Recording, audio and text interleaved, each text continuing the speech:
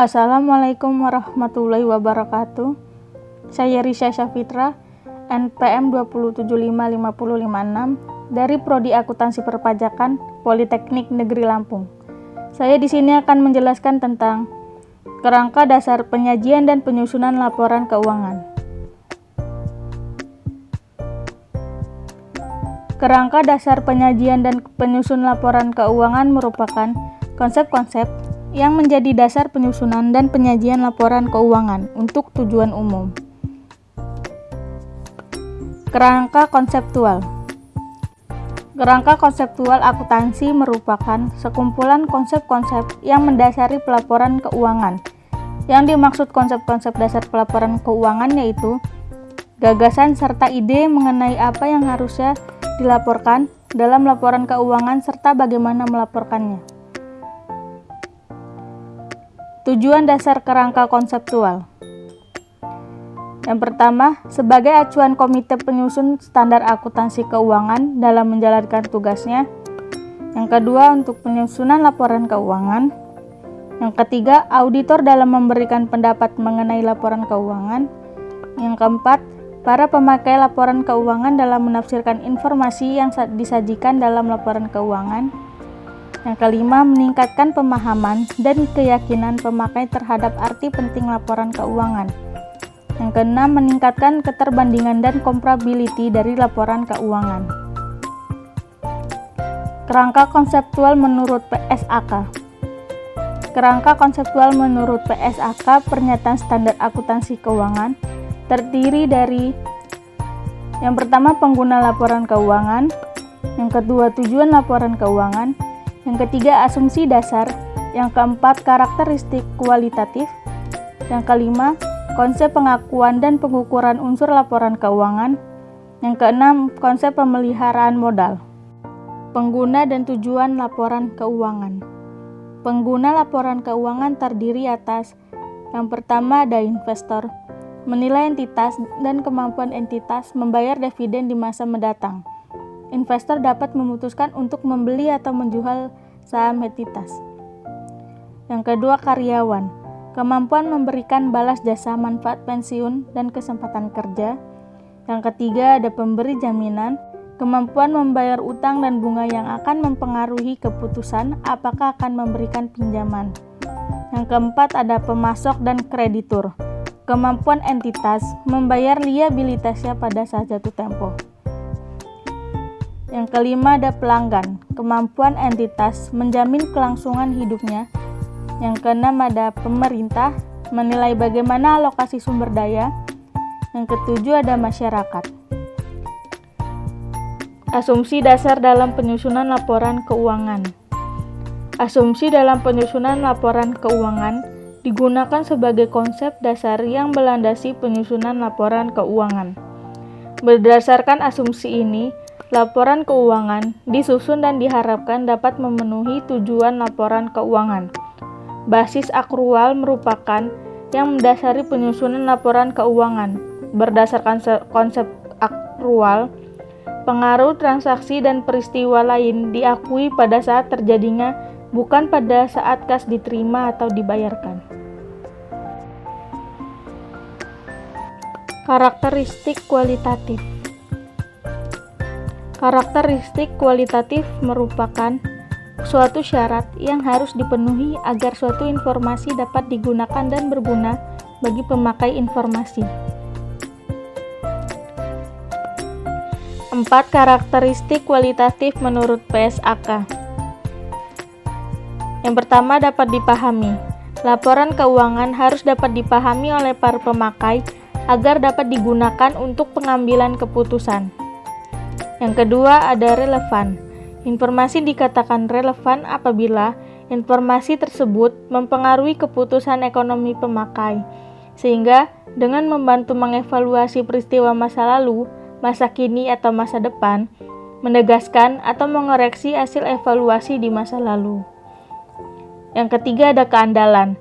Informasi akan memiliki kualitas andal jika bebas dari pengertian penyesatan, kesalahan material, dan dapat diandalkan pemakaiannya sebagai penyajian yang tulus dan jujur dari yang seharusnya disajikan atau yang sewajarnya diharapkan dapat disajikan. Yang keempat, dapat dibandingkan. Membandingkan laporan keuangan entitas antar periode dengan entitas lainnya dapat dilakukan oleh pemakai guna untuk dapat menganalisa tren kerja entitas dalam lingkungan usaha. Unsur laporan keuangan. Yang pertama ada aset. Aset adalah sumber daya yang dikuasai oleh entitas sebagai akibat dari peristiwa masa lalu dan dari mana manfaat ekonomi di masa depan diharapkan akan diperoleh entitas. Yang kedua ada liabilitas. Liabilitas merupakan utang entitas masa kini yang timbul dari peristiwa masa lalu. Penyelesaiannya diharapkan mengakibatkan arus kas keluar dari sumber daya entitas yang mengandung manfaat ekonomi. Yang ketiga ada ekuitas. Ekuitas adalah hak residual atas aset dan entitas setelah dikurangi semua liabilitas. Kendala informasi yang relevan dan andal. Yang pertama ada tepat waktu. Informasi yang disajikan terlambat, maka akan menyebabkan informasi tersebut kehilangan relevansinya. Yang kedua ada keseimbangan antara biaya dan manfaat. Keseimbangan biaya dan manfaat lebih merupakan kendala terbesar dari karakteristik kualitatif. Keseimbangan di antara karakteristik kualitatif. Keseimbangan atau trade-off di antara berbagai karakteristik kualitatif sangat diperlukan. Tujuannya adalah untuk mencapai suatu keseimbangan yang tepat di antara berbagai karakteristik untuk memenuhi tujuan laporan. Unsur laporan keuangan dalam kinerja. Laba digunakan sebagai ukuran kinerja dan dasar bagi ukuran kinerja investasi atau kinerja saham dengan melihat laba per saham. Hal yang berkaitan langsung dengan laba adalah penghasilan dan beban. Penghasilan adalah kenaikan manfaat ekonomi dalam suatu periode akuntansi dalam bentuk pemasukan atau penambahan aset atau penurunan liabilitas yang menyebabkan kenaikan ekuitas yang tidak berasal dari kontribusi penanaman modal. Beban adalah penurunan manfaat selama suatu periode akuntansi dalam bentuk arus kas keluar atau berkurangnya aset atau terjadinya liabilitas yang mengakibatkan penurunan ekuitas yang tidak menyangkut pembagian kepada penanaman modal. Pengakuan unsur laporan keuangan. Pengakuan merupakan proses penentuan apakah suatu pos yang memenuhi definisi unsur dinyatakan laporan posisi keuangan atau laporan laba rugi komprehensif. Pos yang memenuhi definisi suatu unsur laporan keuangan harus diakui jika yang pertama ada kemungkinan bahwa manfaat ekonomi yang berkaitan dengan pos tersebut akan mengalir dari atau ke dalam entitas. Yang kedua, pos tersebut mempunyai nilai atau biaya yang dapat diukur dengan modal. Perlu kita ingat, suatu pos yang memiliki karakteristik unsur tetapi tidak dapat memenuhi kriteria pengakuan tetap perlu diungkapkan dalam catatan materi penjelasan skedul tambahan. Pengukuran unsur-unsur laporan keuangan. Pengukuran adalah suatu proses penetapan jumlah uang untuk unsur laporan keuangan yang disajikan dalam laporan posisi keuangan dan laporan laba rugi komprehensif.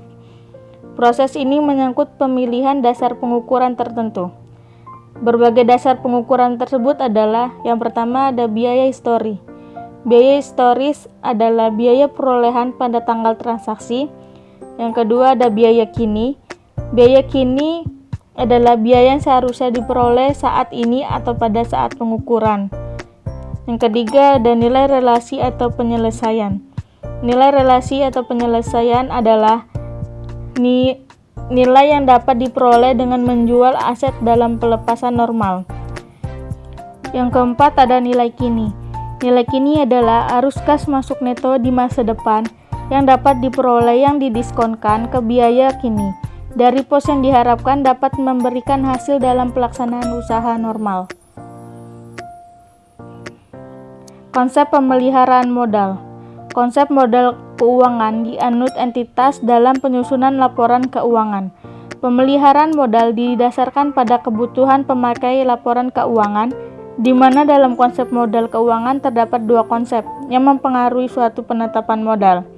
Yang pertama ada pemeliharaan modal keuangan, dan yang kedua ada pemeliharaan modal fisik. Sekian penjelasan saya tentang kerangka dasar penyajian dan penyusunan laporan keuangan. Saya ucapkan terima kasih. Wassalamualaikum warahmatullahi wabarakatuh.